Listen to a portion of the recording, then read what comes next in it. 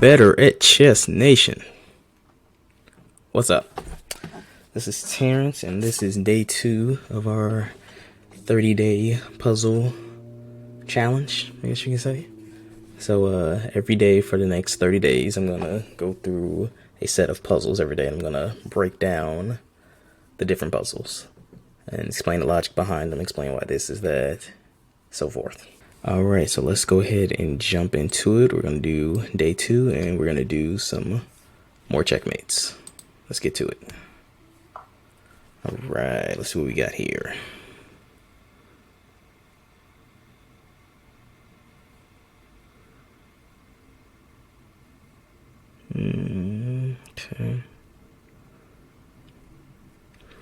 Okay. So I think what I see here, so first thing, let's take note of where the king is, White's king. So White's king is on the edge of the board, which means they have 1, 2, 3, 4, 5 spots that they can go to. So right now, off the bat, we can see that this white diagonal was cut off because of this bishop right here. So this square and this square is cut off. The other thing that's cut off is this square and this square. The reason those are cut off is because White's pieces are there blocking them. So the only square White can go to is right here. So what we need to do is we need to see, is there an attack that could attack White on this diagonal. So and what I see is moving the queen here, and rightfully so, that's it. So of course that pawn right there moves up because as of now that is the only thing that could block that attack. So this is checkmate. All right, let's keep it going. Beautiful. This is one of my favorite ones. So, and actually this looks kind of familiar from the one we did yesterday, but maybe it's a little different. So the thing you kind of notice with a lot of mating patterns is that you'll start to see that certain things about it look a little different or the same, but it's those slight variations that what you're doing, if it's, say, more pieces on the board for a checkmate, that if it had less pieces, you can be able to easily spot it. What you need to do is find a way to get rid of those extra pieces so it looks like a setup that you can work with. See, by learning mating patterns, you learn different ways to, well, when you learn mating patterns, the game becomes easier and more predictable. And then once you learn different tactics to help get you to set mating pattern, the game becomes really predictable. So that's what a mating net essentially is. It's creating a series of moves where 1, the king can't move, but 2, so that you can get them into a familiar checkmating pattern. And there are hundreds of checkmating patterns. So, okay, so this one, say the king is on the edge. So 1, 2, 3, 4, 5 spaces the king can go. These, actually, let's 1, 2, 3. Those are blocked off by the king's pieces, so the king can't go there. This square is blocked off by this knight right here. So the only square the king can go to is right here. So first thing I would do here, check the king right there. So now the king is in this square. So let's see. So this is blocked off because the knight is protecting this bishop. So that's blocked off. That was already blocked off. That's blocked off because of this bishop here. This is blocked off because it's his own piece. That's blocked off because of the knight here. This is blocked because it's black's own piece. And this is blocked up because of the bishop. So the only square the king can go to is this square right here. So we have this nice little knight we can put here, which is going to check the king and block off this square. Oops. So this is a checkmate. All right, let's keep it going. Beautiful. Okay, so this is a very familiar checkmate that I kind of went over yesterday. So this is a king and pawn versus a king checkmate. So what you need to do, so the king and pawn are so close to the board. So what we need to prevent White's king from doing is going here. So the best way to do that is to move this king right there. Now, White can't go there or there or there. So White has to move here. I'm sorry, here or here. And then next we bring this pawn up. And then White's king may go, White's king may go here, where that when the pawn is here, goes there and promotes to whatever you want to promote it to. So in this case, you know the pieces on the board, so the best piece to promote to. Actually, with where the king is, let's see, if you go to promote there, the king will be check and check, so it won't be a stalemate. So it's safe to promote to a queen here.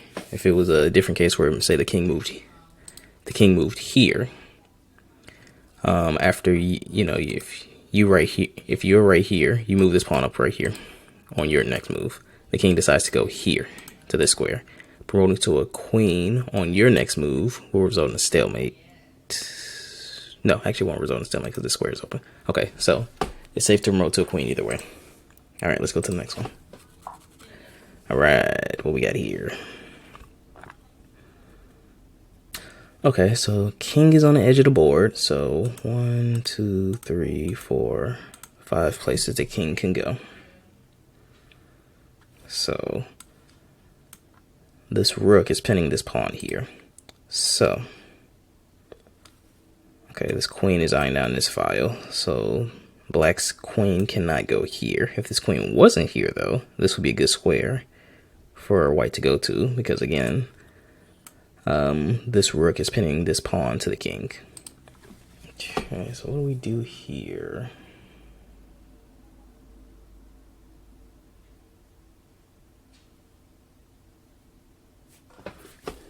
What's a good move here?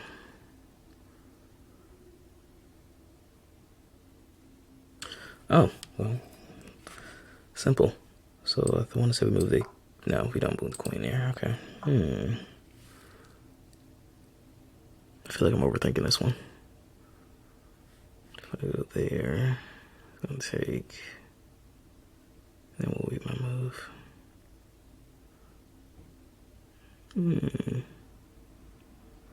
I'm really overthinking this one. This one is not that hard.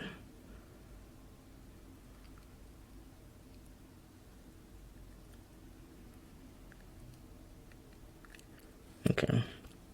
So what threats do we have on this side? Not that they matter. That's not it. It's not like I can go anywhere over there.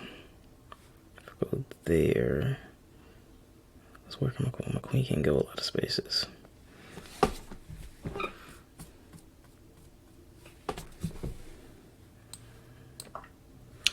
Okay, that's not it. Doesn't make sense. Okay, so checkmate. Oh, okay. Wait a minute. Okay, checkmate is there. So the next move has to be a check.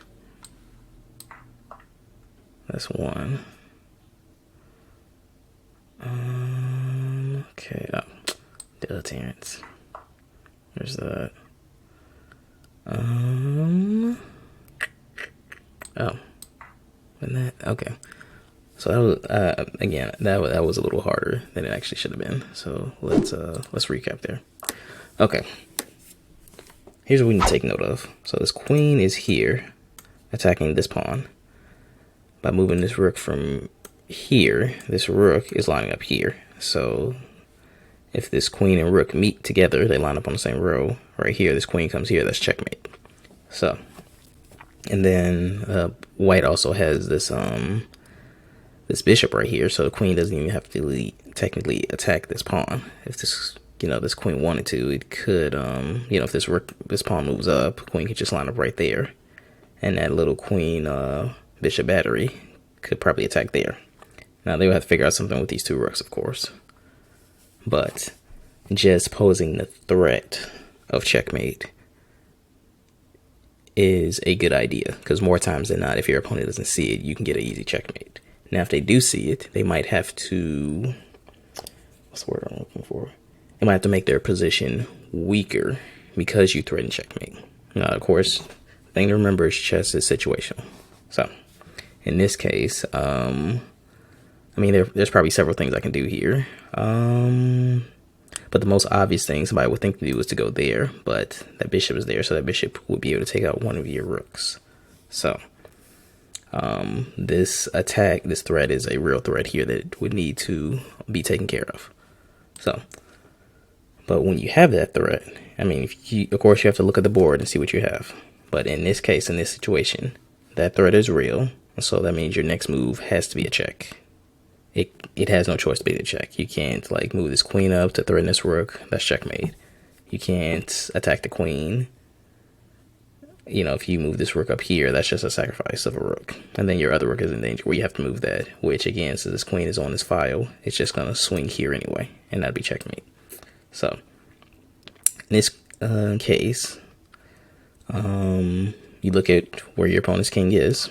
So, we know we have to give a check here. So, that's the first thing we need to do. So, this is the only way we can give a check, by sacrificing the rook. Now, the great thing is we have this queen on this diagonal, so we move this queen here. It's checking in. Now,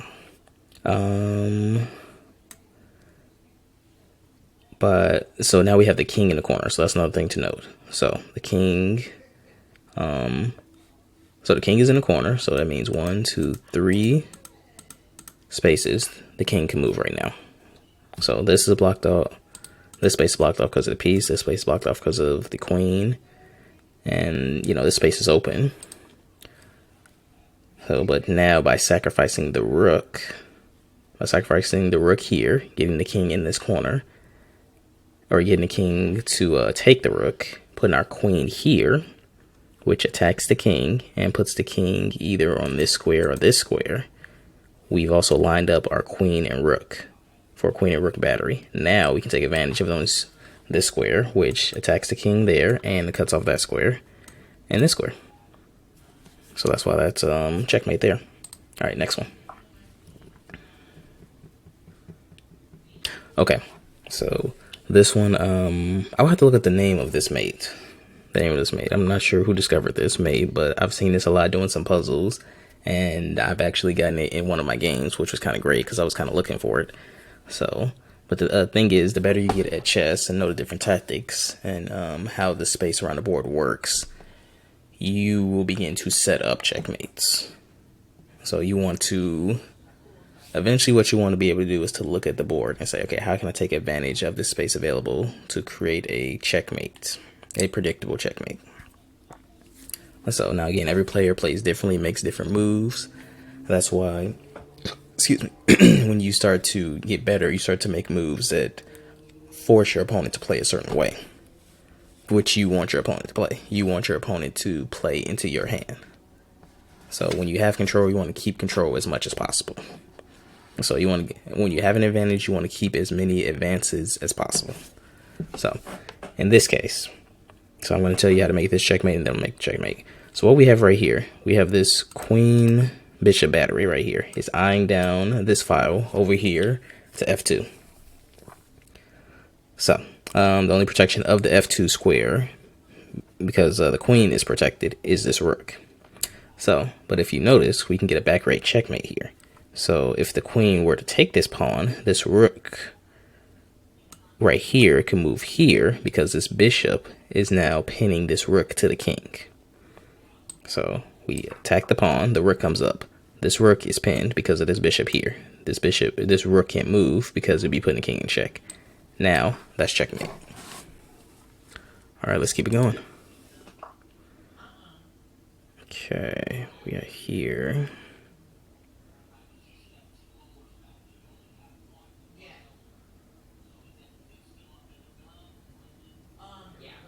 Okay, so this one is, okay, so what we're going to do here is that, so the king is in the corner, right? So the king in the corner only has 3 spaces it can go. 1, 2, 3.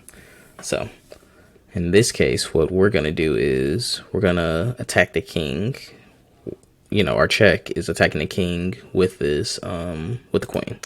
Now, if you wanted to just pin the queen right here, you can do that. It's not necessary, and actually looking at the position, looking at the whole board, putting this rook right here, though, will pin the queen. And if the queen takes the rook, you move this pawn up. This knight right here could move anywhere just to get out the way of the bishop. And now white's bishop is putting you in check. So that's an idea you definitely want to avoid. But what you do want to do is put the king in check with the queen. So you put the king in check. Now let's look at where the queen is. So the queen moved down and put the king in check, who was in the corner. All right, actually, yeah. So the king was here, was in its corner. The queen came down, put the king in check, so the queen is taking over that horizontal and this diagonal. So this king is stuck right here. So there's nothing the king can do. So if there's another piece that moves horizontally or vertically, such as a rook or another queen, moving it to this square right here puts the king in checkmate, which cannot be avoided, which is what we're going to do with the rook. All right, let's keep going. Okay. Alrighty, so we have two rooks here. So let's take a note of a few things. So the king is in the center, and so it has 8 spaces around it. So 1, 2, 3, 4, 5, 6, 7, 8. Right. So this piece right here, the king can go to because this is on piece. These 2 squares right here, white's king can go to because black's king is protecting those squares. The king can go here, but this whole row is cut off because of this rook right here. So with that said, the king can go here and here. That's it. So what we need to do is we need to find a way to put the king in check, realizing that these are the king's only true spaces. So my first move is this, but that's not right. So, well, you know, maybe it's this, actually. Yeah, it will be that. Actually, that is a lot simpler. This makes a lot more sense. Okay, so with this being cut off and this row being cut off, these 2 squares are the only ones you have to attack. So moving this rook down here attacks this whole row, which would be a checkmate unless there's a piece that can block it. Only piece that could block it is this rook right here, which the rook comes down and block it. The problem is this rook is unprotected, so that's checkmate right there. All right, let's go to another one. Okay, so this is this checkmate. So this is a checkmate that when you play players with experience, you can see this checkmate, and sometimes not even, or with very little experience, you might be able to find a checkmate if you're looking for it. There's a checkmate called Fool's Mate, which is where an inexperienced white player will play G4, or say F3, the first move. White will play E5, allowing that queen to get out and also the bishop. Then white would play F4. And what they're doing is these 2 pieces right here are taking away the only protection that white would have against a kingside attack by a queen.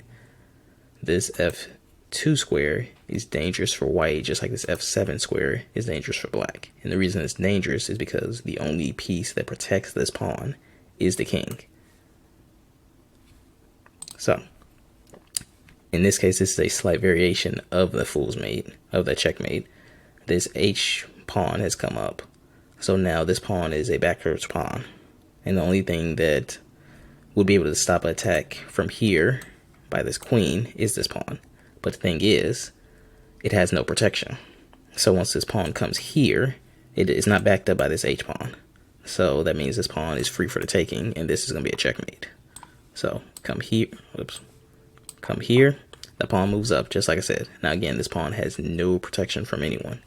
So the queen would just take. This is a checkmate. This is a direct attack against the king. No piece can protect against the king. The king has no squares to go to. No piece can protect. So can block the check, and no piece can take the piece doing the check. This is a checkmate. All right, let's keep it going. Okay. Okay, so first thing I notice, black is eyeing for a checkmate.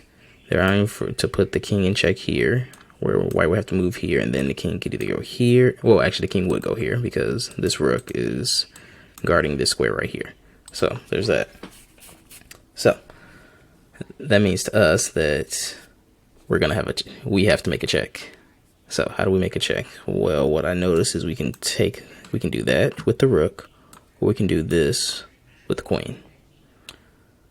So In this case, we would do it with the rook. And the reason we would do it with the rook is because the king would jump to this square right here, right? But that puts the king in an awkward position. And the reason it puts the king in an awkward position is because since it's here, this queen attack is coming up this vertical and it's cutting off this diagonal. So the king here couldn't jump here. If this was a rook instead, the king could do that. So that's that. So the king would have to jump, say, here, where we can launch this attack right here.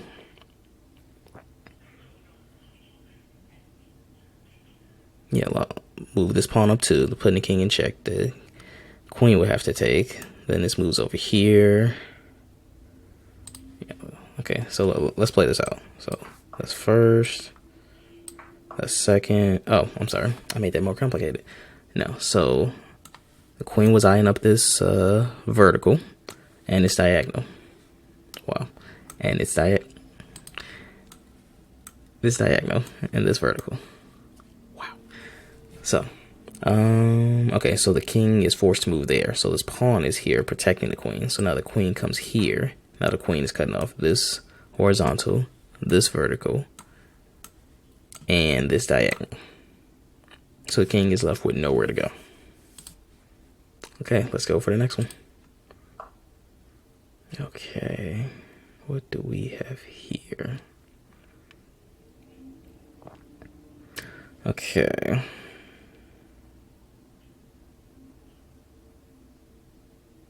Okay, so with white to move, first let's look at white setup. So right now, this bishop is eyeing down that pawn. That pawn is pinned to the king so they can move. This knight can jump here, putting the king in check. This rook can move up, put the king in check. This knight can jump here, but that rook can just take it because it's unprotected. Yeah, so white looks like it's about to come under a huge attack. White can also create a huge attack because black's king is also very exposed. So on the edge of the board, has 5 spaces to go. We know for a fact it can't go anywhere on this diagonal. And then what else? Well, that's it for right now. So what we want to do is to check the king. So we can move this rook here. That'll put a direct attack there. So that way the king has to move that side. Then we need to find another attack. Might be us doing that. Oh, actually that would be it. So we move our bishop here. So the king won't be able to go back to the left because this rook is here cutting it off, so it's forced to go this way. This bishop comes here, cutting off that diagonal and that diagonal. And this diagonal. Okay, so the bishop, rook comes here, king moves here. Let's try that one more time. Rook comes here, this square. This king moves here. This bishop comes here, putting the king in check and also controlling these 2 diagonals. The king is forced to move here. Then this rook comes to where this king is, and that's checkmate. So check, go there, like that. All right, and this checkmate is easier to see when you look at the setup of the board. Like, it's good that white has a dark squared bishop, which can control the dark squares. It's also good that black has these spaces that are empty on dark squares. So that gives the bishop on dark squares a lot of power.